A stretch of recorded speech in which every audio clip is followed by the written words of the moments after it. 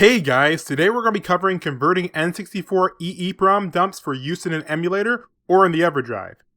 If you have not seen part 1 of this video yet, you'll have to watch that first, as that covers how to dump your cartridge saves to your PC. And today we'll be covering how you can convert your personal dumps, convert downloaded saves, and lastly, we'll be converting emulator saves so we can send them to a real cartridge. Okay, and before we get started, I'd definitely suggest looking at what Eeprom type your game uses by checking the link listed below. There are two main types, 4 kilobit and 16 kilobit. The smaller 4 kilobit saves are much more common and much easier to work with. The 16 kilobit saves can still be converted in much the same way, but may require a little extra work. Okay, so let's start with Banjo-Kazooie. This uses a 4 kilobit save, so it should be pretty quick. First we'll need a save dump to work with.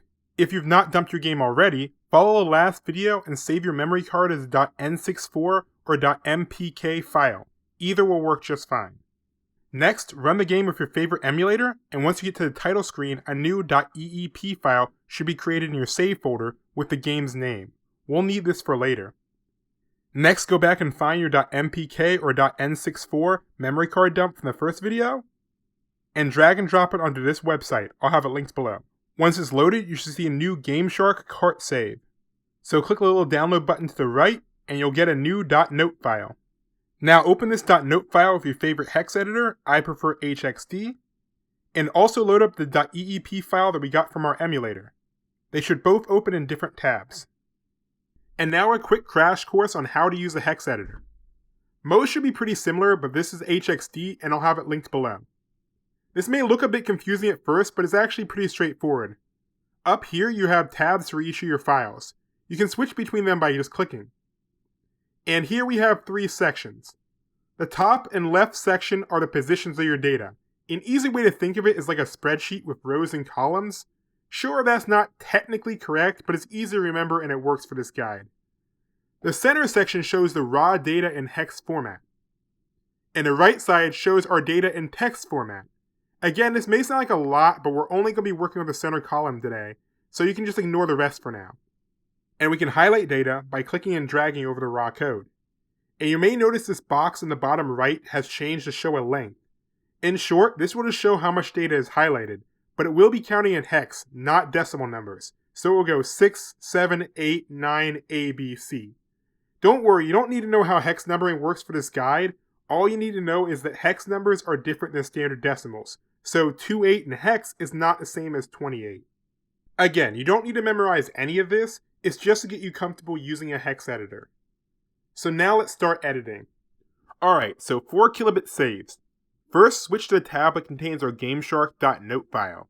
This should contain a bunch of data, but the first 2 lines are our gameshark note header, so our emulator won't need these. Basically, the first line just says, "Hey, I'm a gameshark dump," and the second line tells the gameshark what game it's for. But line 3 onward contain our actual save data, and that's all we need. So in our .note file, in the center raw code column, start at the beginning of line 3 and start highlighting everything all the way to the bottom, and copy it. Next, switch to our emulators.eep file, highlight everything with Ctrl A, and select Edit Paste Right. Don't use normal paste or Ctrl V. Now save the .eep file and load up the ROM once more, and ta-da! Our emulator can now read the save file. Now for transferring emulator saves to a real 4 kilobit cartridge. Writing saves back is just as easy, but you will need an existing gameshark note for the same game. If you don't have a gameshark note for your specific game, just dump the save with the gameshark and extract the note just like we did earlier. Now with your hex editor, open up both your emulator save and your gameshark note. Now this time, open up the EEP tab. Select all and copy. Then go to your note and highlight everything starting with the 3rd line all the way down and do Edit, Paste Right. Now I suggest using the Save As option so you can name it something different. This way you can easily tell what game this note is for. You can name it whatever you want, just make sure the name ends in .note. Now go back to the memory card editor website and refresh the page. Now you should have a blank memory card. Next, drag and drop that new .note file we just made, and we should now have a fresh memory card file with our updated save. And you can download this by clicking the floppy icon. and you should now have a new .mpk file that contains our emulator data. Now we're ready to write to our memory pack. Load up the adapter software, click Tools, and open Mempack Editor. Next, load up the .mpk file we just downloaded, and click Write N64 Mempack. Now transfer the save using your gameshark, boot up the original game, and ta-da! We now have our emulator save running on the original cartridge. Alright, now let's try a 16 kilobit save. They can be a bit tricky, but for the most part the process is the same. Just as before, you'll need to upload your memory card to that website and download your .note file. Then open up your emulator save and your gameshark note file in a hex editor. Now if you look at the end of your save file, you may see a lot of lines contain a bunch of zeros, as shown here. This is just padding. It's not part of your actual save, but it still can be important. This actually exists on real cartridges too, but the gameshark will actually remove this from your backup to save space. Okay, let's try to import our data. Just like last time, on your .note tab, highlight everything after the 2-line header, and copy. Next, switch back to our emulator save, and press Ctrl-A to select all, and paste right. Now our new save data should be imported, and if you scroll down, you should see the padding is still in place. Save this and boot up your emulator, and everything should load up just fine. If that import method didn't work for you, you can try this alternative. First, find out how long your save data is. To do this, switch over to your .note tab, and highlight everything after the header. You may need to scroll down a little bit. Next, check the length down here. Normally it's 700 in hex. Write that down and copy the data. Next, switch to your emulator save and scroll down to the bottom. Start reading from the bottom up and look for the first line that's not completely filled with zeros or filled with Fs. Once you've found that line, start at the end and begin highlighting up. Keep going until a length matches the value we wrote down earlier. In my case, 700 in hex. Now make sure you do a paste right and save the file. Now start your emulator and the game should load up just fine. Now if you're feeling a bit adventurous, there is a third way. It may work with 4 and 16 kilobit saves, but I don't really recommend it. On your note tab, you can simply copy everything after the header of your note to a new file. Then simply save that in your save folder with a proper name, or just overwrite an existing save, and hey, it may just work. It seems to work a little bit better with 4 kilobit saves. I've tried some 16 kilobit saves, and some do work, but others fail. But I'd really say for either save type, I recommend using the manual methods we discussed earlier, as they seem to work better overall. Okay, now for transferring emulator saves to a cartridge. Unlike 4 kilobit saves, we can't always just copy everything. Like I mentioned earlier, the gameshark removes any padding from a save file, so we'll be expecting an unpadded backup. So we need to make sure we copy the right amount of data. So if your emulator save and gameshark note loaded up, we're going to use the gameshark note to measure how much data to copy. So switch to the .note tab and highlight everything after the 2-line header. And write down the length. For me, it's 700.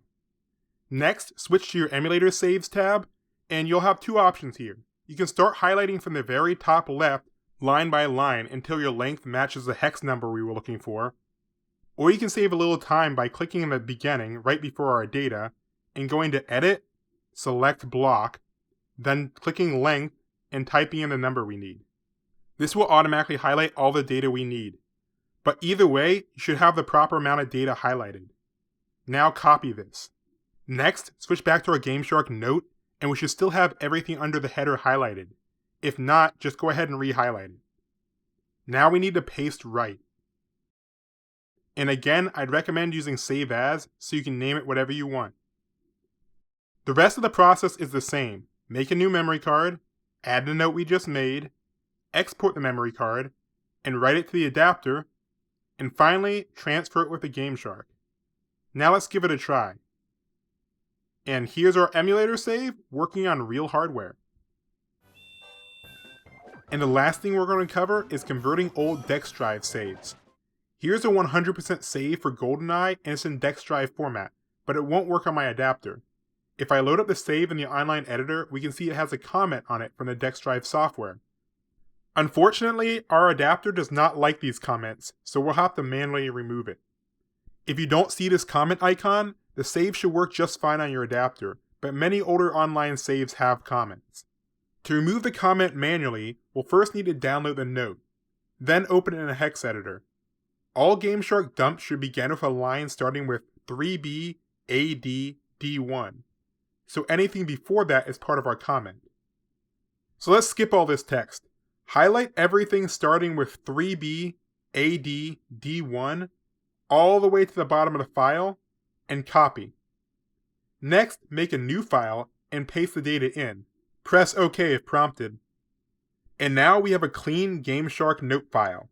You can save this wherever you want, just make sure the file ends in .note. You can convert this for an emulator using one of the methods we already covered, and loading this on a real cartridge is actually super simple. Reload the website with the online memory pack editor, load up our new .note file, and the comment icon should be gone, so we're all set. Download this new memory pack, and you know the drill, load it up in the mempack editor, write it to your memory card, transfer it with the gameshark, and now you should have the downloaded save working on a real cartridge. So that's it. You should now be able to fully work with and convert Eeprom saves. This method is not perfect. For whatever reason, the gameshark refuses to dump file 1 on Banjo-Tooie. The other slots work fine, however. Some other games may have issues too, but most games seem to work alright. If you ever need a refresher on backing up N64 games and you don't want to watch this video again, you can watch my advanced guide. It's pretty much a mashup of this and the first video, but with much of the repetitive explanation for things removed. I really wish I could have found a working method for converting SRAM saves for emulators, but apparently the gameshark compresses those. But for now, you should be able to back up a large majority of the N64 library and play them on your favorite emulator or flash card. So once again, huge thanks to all the people who did the initial research for this dumping process. I'll try to link all my sources below, and special thanks to RapNet for making this great adapter. It's a super awesome low latency controller adapter that even supports direct access for emulators, so you can do some really cool stuff. But anyway, thank you all for watching, and I'll see you guys in the next video. Bye.